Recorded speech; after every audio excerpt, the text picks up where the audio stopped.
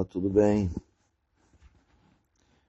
Em vídeos anteriores deste canal, eu falei sobre o filósofo francês Albert Camus, um dos mais famosos expoentes do existencialismo, muito embora ele mesmo não se rotulasse como existencialista. Mas Camus era, em tudo, um autêntico proponente da ideia básica do existencialismo. A existência precede a essência. Ou, em outros termos, um ser não é nada fora da sua existência real. Um homem não existe, senão como um produto de suas experiências, de sua existência concreta. Isso aí, que parece algo muito abstrato para a nossa época prática, na verdade sintetiza toda uma revolução no pensamento humano. Representa um giro de 90 graus em relação ao que se pensava e se aceitava acerca do ser humano até certo ponto. Porque por muito tempo mesmo, desde pelo menos a época de Platão, era tido e dado como certo que o ser humano não era um ser uno, formado por corpo e consciência unidos num todo indivisível, mas uma entidade dúplice, formada, sabe-se lá como, por um corpo material e uma alma imaterial. Não faltaram tentativas de se explicar como uma alma incorpórea poderia se associar a um frágil corpo de carne e osso. Mas nenhuma dessas tentativas, nem as de Platão, nem as dos teólogos da Igreja, era minimamente convincente.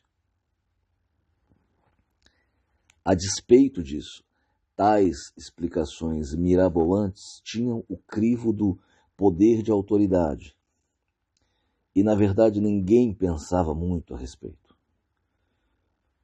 Havia um corpo, havia uma alma imortal, e as duas partes juntas formavam um todo, o ser humano. Foi a partir do surgimento de correntes de pensamento materialistas, lá pelo século XVIII, que essa ideia estabelecida começou a ser questionada.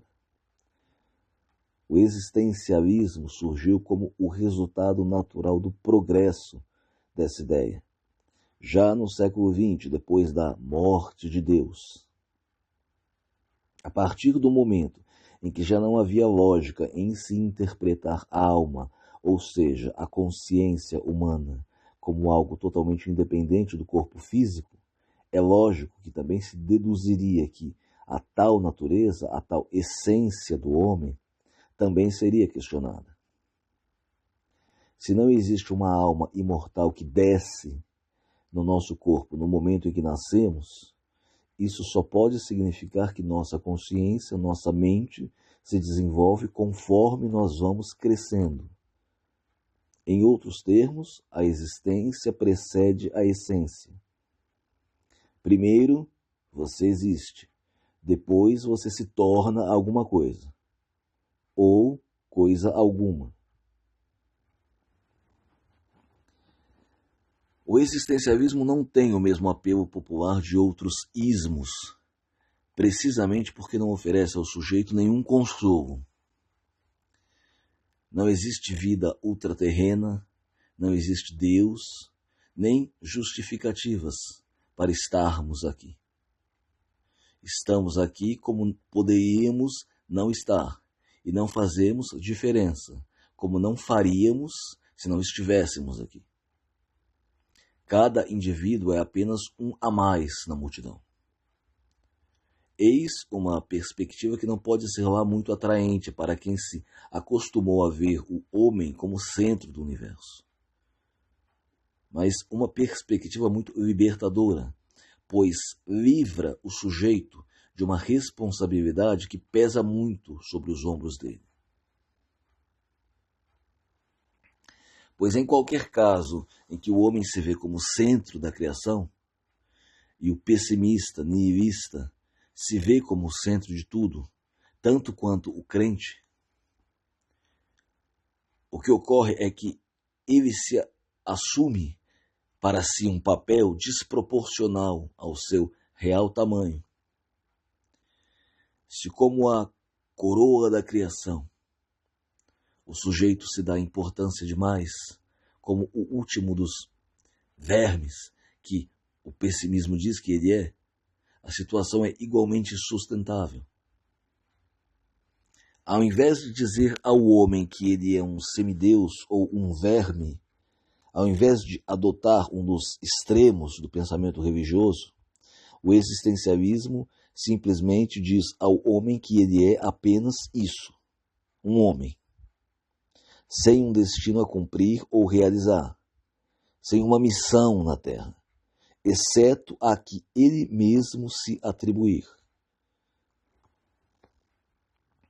Mas como nunca, jamais, nada pode ser simples na esfera do humano, até algo tão comezinho vira uma enorme dificuldade quando se trata de fazer o sujeito entender o tamanho dessa liberdade que ele tende a rejeitar a todo preço.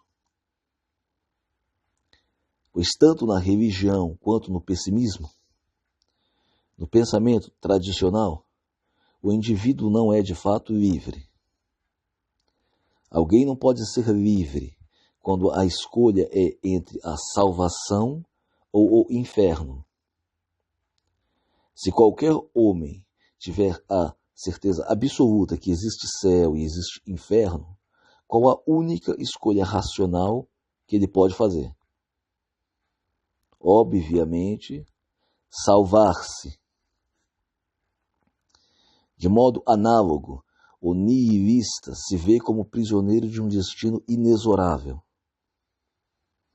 A miséria está em toda parte, não dá para escapar dela. E ele não vê outra saída a não ser propagar seu sentimento de miséria por toda parte. O crente quer salvar todo mundo. O nihilista quer que todo mundo se exploda junto com ele. São dois sujeitos irracionais, mas a sem razão não é motivo para qualquer deles parar para pensar nas consequências de suas crenças, de seus atos. Ao sujeito racional só resta a alternativa de se afastar de ambos, pois ambos são hostis ao pensamento lógico. O pensamento lógico nos leva à conclusão que o homem não pode nem esperar, nem pretender ser mais do que ele é, nem menos do que ele é. Nem a coroa da criação, nem o último dos seres. Um meio termo.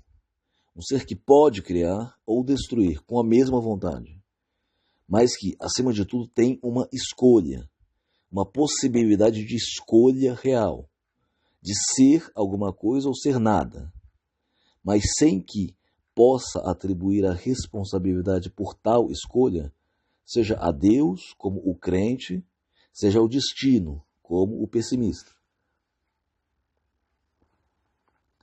E o que tanto assusta a ambos, o que mais assusta a ambos, é esse fato simples que o existencialismo pontua tão clara e distintamente.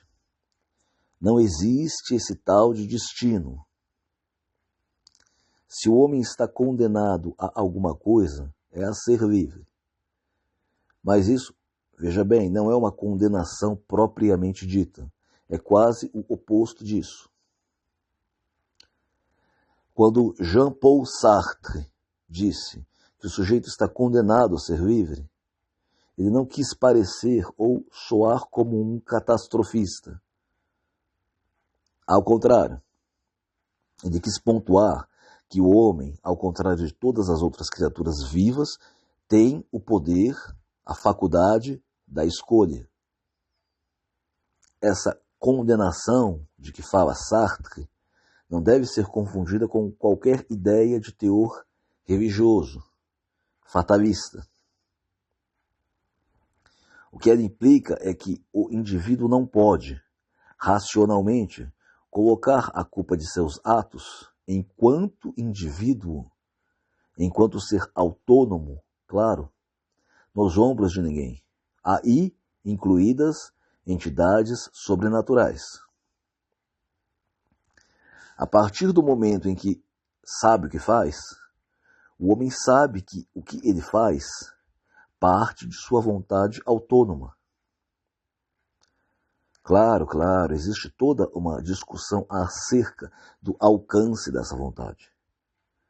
Muitos creem que nem nossa vontade é livre, que nem as nossas escolhas são de fato livres.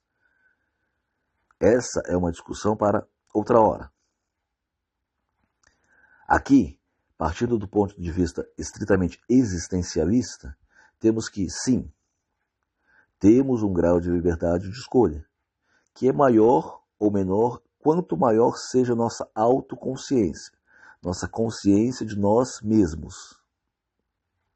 Quanto mais perfeitamente o sujeito tem noção de seus atos, da motivação e das consequências deles, mais ele é livre para fazer escolhas e menos ele pode se ancorar em desculpas vitimistas. Um ponto de partida essencial, um ponto que não se pode esquecer: não existe destino. E não existindo destino, há várias consequências a serem levadas em consideração. A primeira delas, a mais importante, é que nossa vida é um livro em aberto, sendo escrito conforme vamos vivendo, sem roteiro prévio, a ser simplesmente cumprido à risca. Não sabemos, não podemos saber o que será de nós no futuro. Não podemos sequer saber quanto tempo ainda teremos para viver.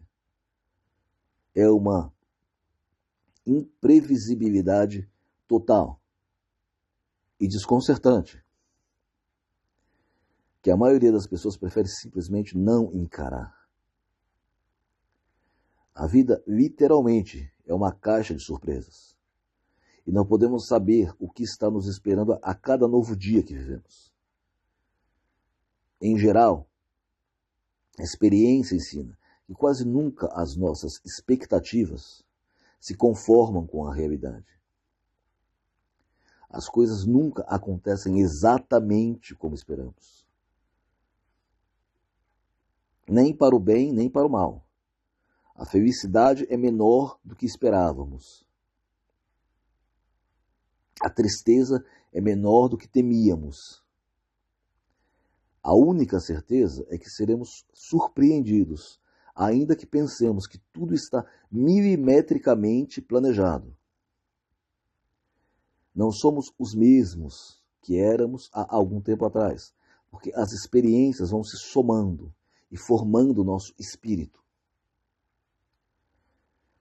E às vezes relutamos em entender que essa inevitabilidade da mudança é o que torna a vida minimamente interessante. Eu não digo nem digna de ser vivida.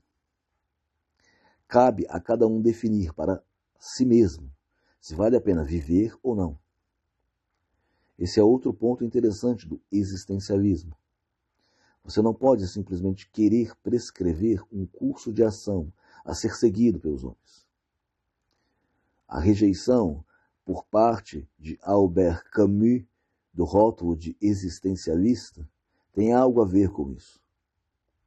Porque Camus, sendo um pensador da ética, estava preocupado seriamente com o futuro da humanidade. E ele cria que era necessário ao sujeito assumir um pensamento ético, voltado à sobrevivência dele e da espécie mesmo. Ele quase chegou a formular o que seria um comportamento ideal a ser seguido pelo homem ético, mas sabia que isso entraria em conflito com a sua própria visão de mundo. O rótulo comumente associado a Camus é o de absurdista. O que seria o absurdismo? Uma vertente do existencialismo, que parte do mesmo princípio, mas enfatiza o absurdo da existência humana, a ausência de sentido último da vida, e o fato que nada podemos fazer para mudar isso. Mas o absurdista não deixa de viver por causa disso. Ele segue vivendo, ainda que consciente que seus atos não têm significado ulterior. Essa atitude é perfeitamente exemplificada pelo personagem mais famoso de Camus, o Meursault, o protagonista do livro O Estrangeiro. A diferença essencial entre o existencialismo e o absurdismo é que o primeiro enfatiza a possibilidade de o sujeito criar um sentido para a própria vida, mesmo em meio a um universo sem sentido, absurdo. Já o segundo parte do princípio de que a vida está aí para ser vivida, com ou sem significado. Em outros termos, dane-se se a vida tem sentido ou não. Ao que está vivo, só resta viver. Essa atitude de deixa para lá, do absurdismo, entra em conflito com a preocupação ética de Camus, pois o pensamento dele se move na direção de uma convicção de que temos que construir um caminho para tornar a existência, a coexistência, possível neste mundo. Mas Camus, apesar de todo o seu humanismo e a sua tolerância, não falava em termos claros, ou não conseguia expressar o que seria esse caminho. Ele tinha mais boa vontade do que uma filosofia efetivamente coerente. Sartre era muito mais coerente que Camus nesse sentido. Sendo abertamente socialista, ele pregava o socialismo. Acreditava que o sujeito tem que viver o que acredita. Já Camus condenava o socialismo pelo mesmo motivo que rejeitava o nazismo, por ser uma linha de pensamento que conduz à escravidão do sujeito, não à liberdade. Com isso, ele necessariamente entrou em conflito com Sartre. Os dois começaram como amigos, mas quando na morte prematura de Camus, eles eram opositores, porque Camus não aceitava a defesa apaixonada que Sartre fazia do socialismo autoritário. Essa atitude de Sartre estava em perfeita consonância com a filosofia dele. Ele era um sujeito esperto demais para se contradizer de tal maneira. Mas Camus tinha toda a razão ao observar o quanto a atitude sartriana tinha de religiosa. Se um homem ateu, como Sartre, não tem qualquer justificativa plausível para defender uma religião, um sistema político cuja intenção seja, ao que consta, a melhora da condição de vida da maior parte das pessoas, o sistema dele acabava soando como uma coisa absurda, pouco coerente. O problema aqui é que Camus entende que o sujeito deve ampliar a liberdade geral, coletiva, na medida do possível, não cerceá-la em nome de um ideal qualquer. O socialismo luta por todos, mas precisamente por isso não luta por ninguém em particular. Só o todo importa, o coletivo. O sofrimento individual não significa nada. Para Camus, a liberdade e o sofrimento de cada um conta. Para o socialismo, se uns tiverem que sofrer para que a comunidade se beneficie, que seja. Camus entendia que essa concessão ao sofrimento diminuiria a liberdade e colocaria em xeque a ética, a moralidade de todos. Mas, de novo, Sartre seguia um sistema de pensamento coerente, Camus não. O que ele realmente tinha era uma confiança nas possibilidades do gênero humano. Ele cria que, conforme as pessoas se abrissem mais e mais ao diálogo, mais elas tenderiam a achar uma solução para os conflitos que aniquilam a humanidade. Sartre achava que tal solução já tinha sido achada. O socialismo, o fim forçado de toda e qualquer desigualdade social. O pensamento de Stirner é inteiramente oposto ao pensamento coletivista do socialismo. Isso é notório, mas também entra em conflito com a ética camusiana. Para Stirner, de fato, a liberdade da sociedade nunca será a minha liberdade. Pelo contrário, para que a sociedade seja livre, eu não posso ser livre. Quanto mais aumenta a minha liberdade, mais diminui a liberdade da sociedade. E eu, o sujeito, não posso contar com uma liberdade que eu mesmo não tenha conquistado para mim.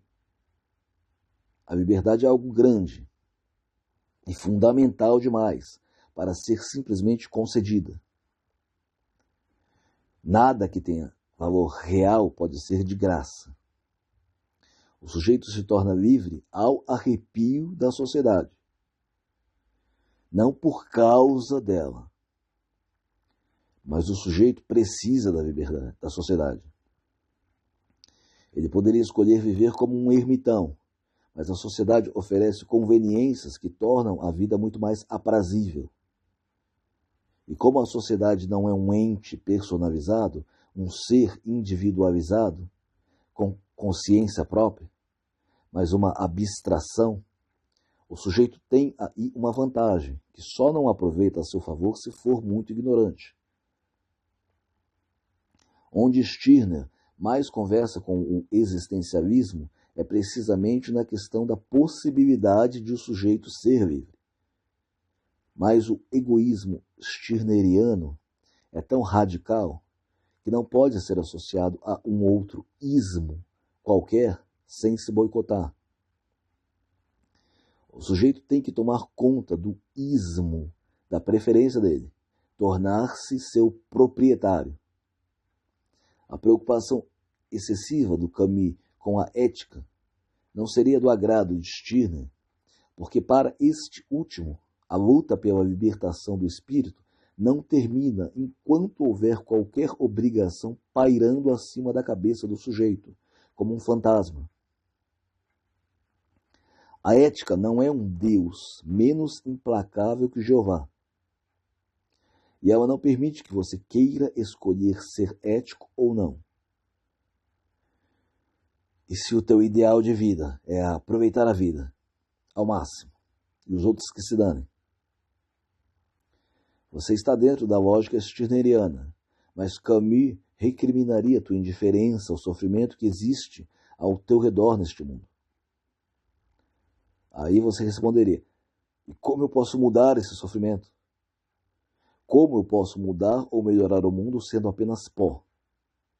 Um nada.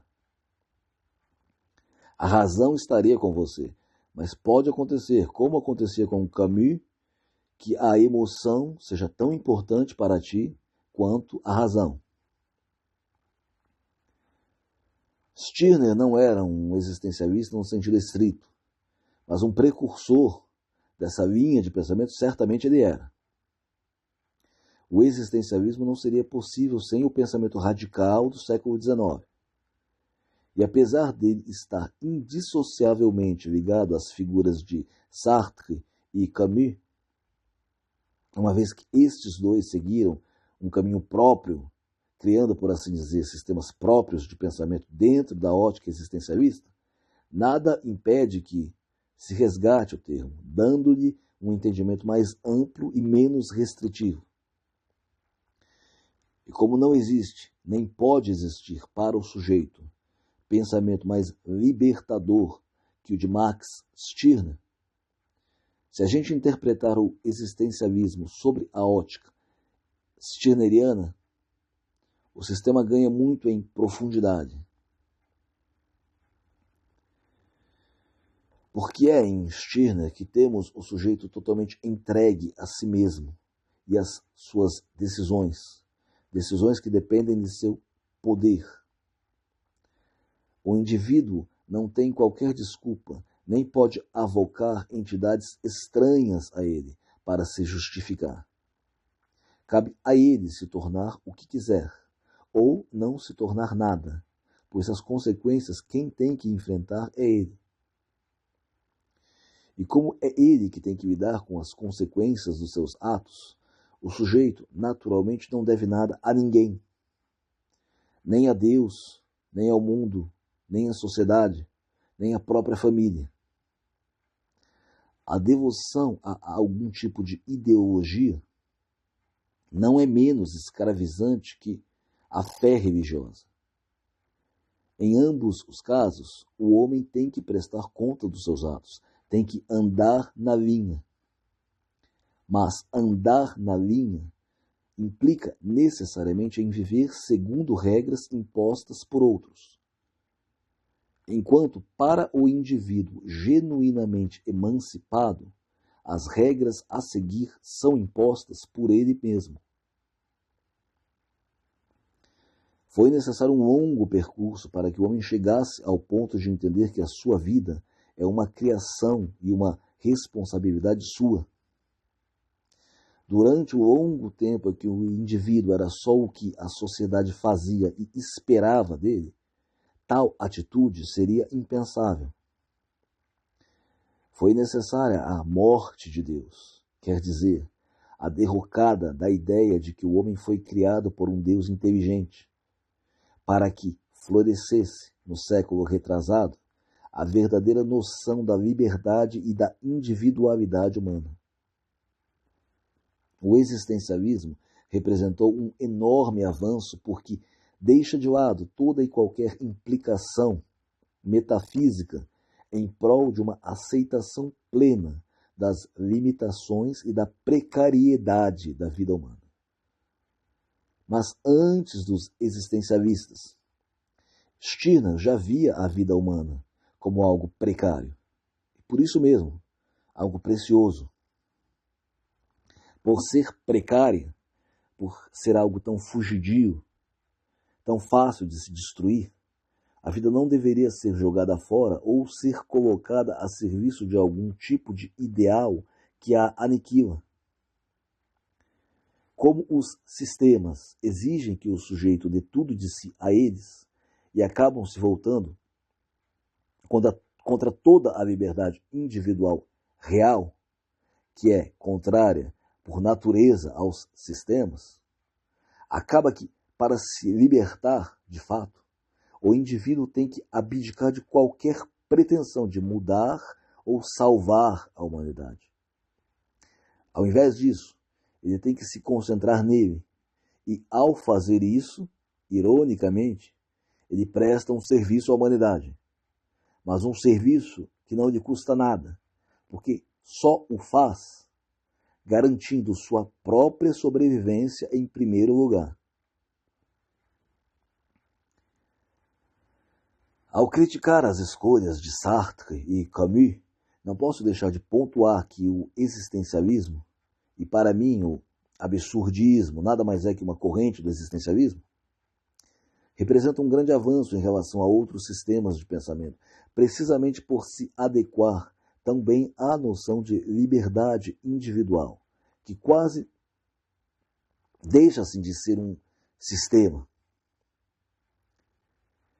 Estar por conta própria neste mundo quer dizer existir num mundo sem Deus, sem consequências ulteriores para nossos atos, que não os imediatos. Tudo isso é extremamente desconcertante para muitos, mas é um nível tal de emancipação intelectual que nenhuma religião ou sistema pode suplantar. O existencialista vive a troco de nada, é claro, mas só quando se chama nada ao fato de nada poder se esperar ou se exigir dele. Sua vida não é um nada. Ao contrário, é tudo. Tudo que ele tem, tudo o que lhe importa. É o seu bem mais precioso. A única coisa pela qual ele luta de fato. A única coisa pela qual vale a pena lutar. O existencialista não vive por uma ideia, o que implica que ele vive na prática, não na teoria. Vive no mundo real, concreto, não no mundo imaginário dos conceitos. Assim ele está incrivelmente próximo do egoísta stirneriano, e ambos se confundem naquele ponto onde Stirner diz que ele quer toda a liberdade que se conquistou antes dele, mas também quer algo mais. Esse algo mais é ser dono de si mesmo, dono da própria vida e juiz único de seus atos. Lidar com as consequências desconcertantes dessa perspectiva não é para qualquer um. É assumir que não podemos julgar ninguém. Não podemos nos arvorar em árbitros morais da humanidade. Assumir que só respondemos por nós mesmos. É existir, no sentido mais pleno, como seres individualizados autoconscientes, mas, ao mesmo tempo, inocentes, como crianças, sem saber o que está pela frente, aceitando o que vem. Pois assim como as crianças, não pedimos para nascer, e só queremos aproveitar a vida, aproveitar o momento, o dia, sem culpa nenhuma e enquanto der, enquanto for possível. Obrigado por tua atenção. Olá, tudo bem?